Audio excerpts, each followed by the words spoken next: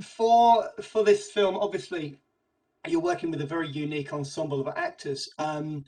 Working with Troy and Marlee and Daniel within your little family bubble that you've got, was there anything that you did in terms of your approach to the role, which maybe you did differently on this occasion, or what did they bring to the table in terms of how that worked for you? Well, we were very lucky. We immediately, when we met, had that kind of family dynamic.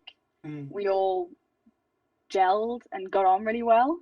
So yeah, that we were very lucky in that respect. In terms of before I got there and met them, mm, I trained and learned sign language for 9 months. mm, I wanted to learn not just the script, but I actually wanted to learn about the culture and about the language because I mm, wanted to be able to communicate with Troy, Marlee, and Daniel off screen. You know, I didn't want to sure. use an interpreter, which is very good because they didn't let me use an interpreter on set. So thank goodness I went with that approach. Mm, Um, and I was grateful that, I trained. I had an amazing deaf coach called Anselmo de Souza, mm, and he was so patient. And again, as I said, he didn't just teach me ASL, he taught me all about the culture and things. And then mm, when I flew to Massachusetts and I landed, I had intense training with Alexandra Wales and Anne Tomasetti, and they were our ASL directors. yeah. And Anne and Alexandra really pushed me. I think they knew that I wanted to be pushed, and I was kind of coming into this world not knowing a lot. So I kind of was like this. I was open armed and I was like ready to just learn everything. And Troy, Marlee, and Daniel helped me with that. And I think that helped us have that family bond in a way. They helped me with my ASL and they were constantly making me learn and grow.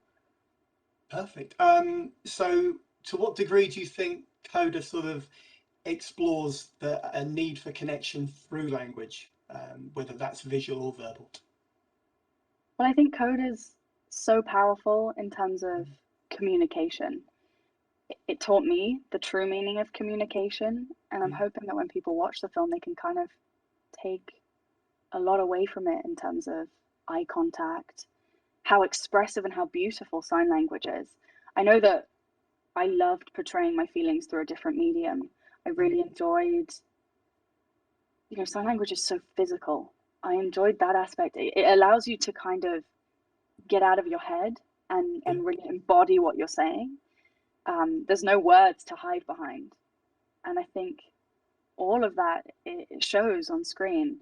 And I hope that people kind of watch this family and this culture on screen that's rarely shown on screen and take something from it. CODA is not representing a universal deaf or CODA experience. This is just one story. So I hope that when people watch it, filmmakers, directors, producers, they want to tell these stories. I was going to say, how much richer do you think Ruby is as a character? Because she obviously exists within the visual community and the verbal community. Yes, that that's one of the reasons why I was so drawn to Ruby. It would be a challenge to learn sign language, have singing lessons and learn how to fish. But Mm, also, as you said, she's kind of like playing two characters in one. She's part of the hearing world and the deaf world, but mm, doesn't really feel like she belongs to either. And often from talking to coders, that's how they feel. mm, They kind of struggle to fit in both worlds. And I guess at school, Ruby's insecure. She's not very confident. She's been kind of bullied all of her life. mm, And when she's signing and she's interpreting, she's super confident. And it's a thing. From a young age, she's kind of shouldered this responsibility. So it was lovely because it was kind of like playing two completely different characters, but in one.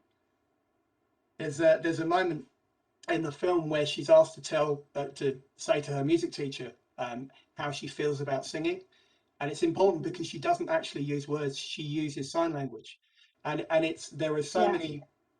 so many powerful moments in the film for me.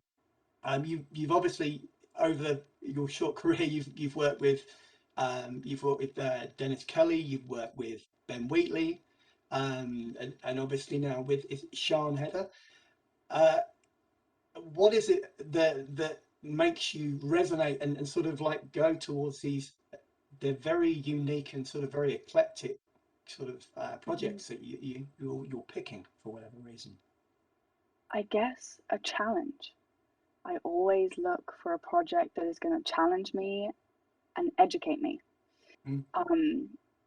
I think even from a young age, like Utopia was challenging. It was edgy. It was different, and I loved that. I was getting to do things that I had luckily had no experience to draw from, so Mm. that challenged me. I have to put myself in these characters' shoes, Mm. which is why CODA was nice and it was different because although I was putting myself in Ruby's shoes, I was also talking to so many coders and Mm. kind of drawing from their real experiences.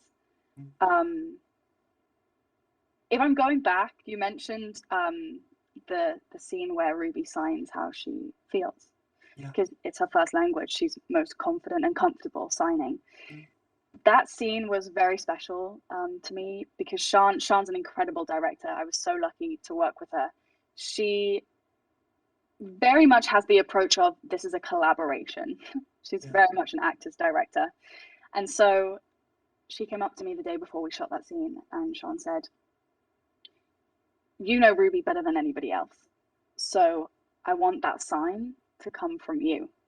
I want you to really think about how Ruby feels when she sings, and I want you to sign that.